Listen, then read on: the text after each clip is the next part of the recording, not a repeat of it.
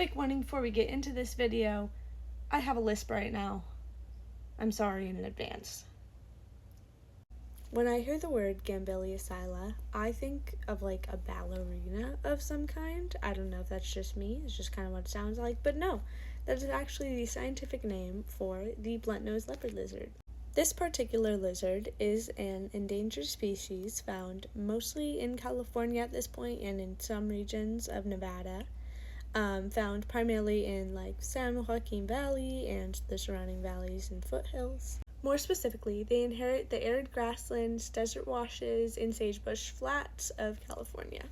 Unfortunately, this lizard is special. It was one of the first species to be put under federal law protection for being endangered by the U.S. Department of Interior in 1967. I say Department of Interior because this is before our modern-day Endangered Species Act. It has also been listed as a fully protected species by the state of California since the 1960s, and then was subsequently listed as endangered in 1971. The blunt-nosed leopard lizard is usually around 3 to 5 inches in body length, with a tail about twice the size of their body. They don't like rain, which is why they like to stick to the open, deserty areas, and they play the role of predator in this ecosystem. As a top species in their habitat, they help regulate the population of insects and small vertebrae. They also prey on rodents and other lizards. Cannibalism much? But their help does not stop there. By regulating these populations, they influence the abundance and distribution of other species.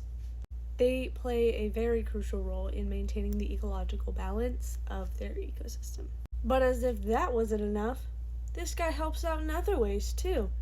They also help their environment literally just by moving around. How, you ask?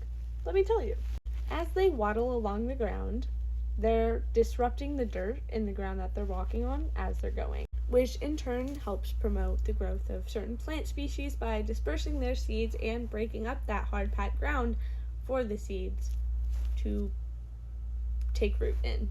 And coming around full circle, once those plants come to fruition, it also helps feed the species that eat them. And the cycle continues. In human language, we'd call this a pretty cool guy.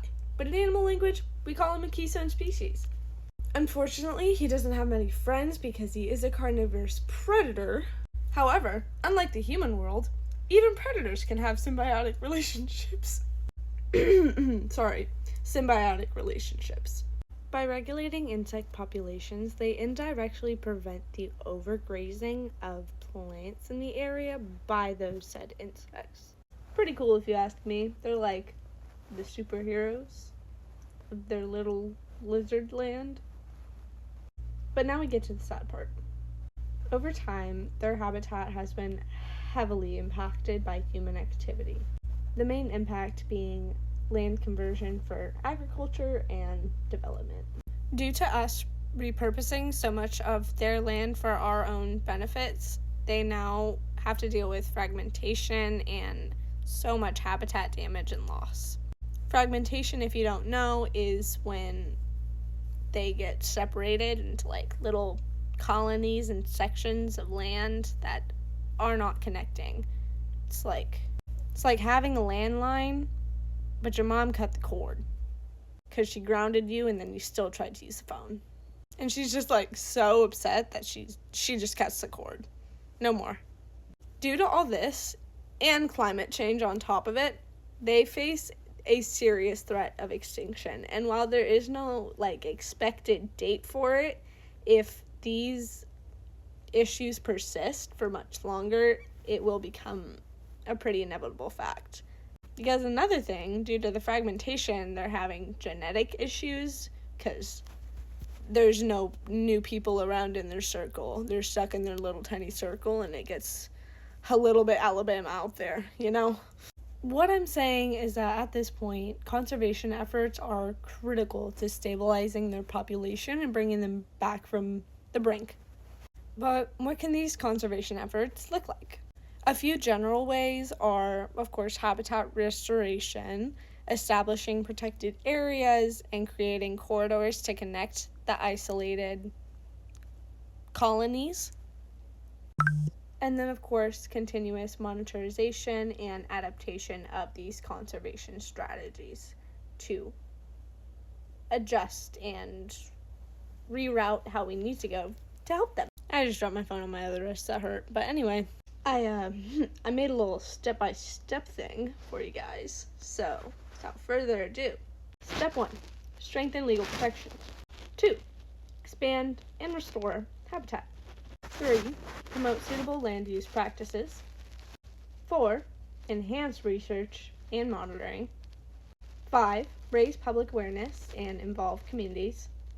A little bit of background on this one, that's just educating the local communities around their native habitat, talking to the farmers and developers of the land that they live on, and figuring out ways to live in harmony and balance.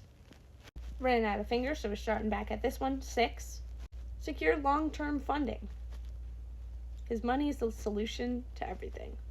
And last but not least, step 7, collaborate across sectors. A little bit of explanation for that one too, because I don't really expect anyone to know what sectors means. Maybe it's embarrassing. I didn't know what sectors meant. I had to look it up when I was researching things because I read it. Anyway, it means to foster collaboration through different government agencies, like between federal and state and nonprofits and academics, and of course private stakeholders too, and get everyone on that same page and be like, boom, here's our plan, let's all follow it. For that, we would need like a conservation task force type dealio to help coordinate everything in the different sectors of government, from federal all the way down to stakeholders. But hey, you know what? That's really important, because these little guys are important. They keep a very, very beautiful thing alive. They are a keystone species. When you're building a circle out of rocks, you don't knock down the center one because the rest will come tumbling down. It's like the same thing, but with animals instead of rocks. Anyway, that's my little step-by-step dealio. I hope you found me at least somewhat entertaining and you're not like nodding off here at the end on me. If you're interested at all in researching this topic further and wanting to learn more about our little leopard lizard friends, I implore you to. It's actually, I had a lot of fun researching it. I'm not gonna lie. But anyway, enough of the boring stuff, right? I hope you all have a great day. Bye.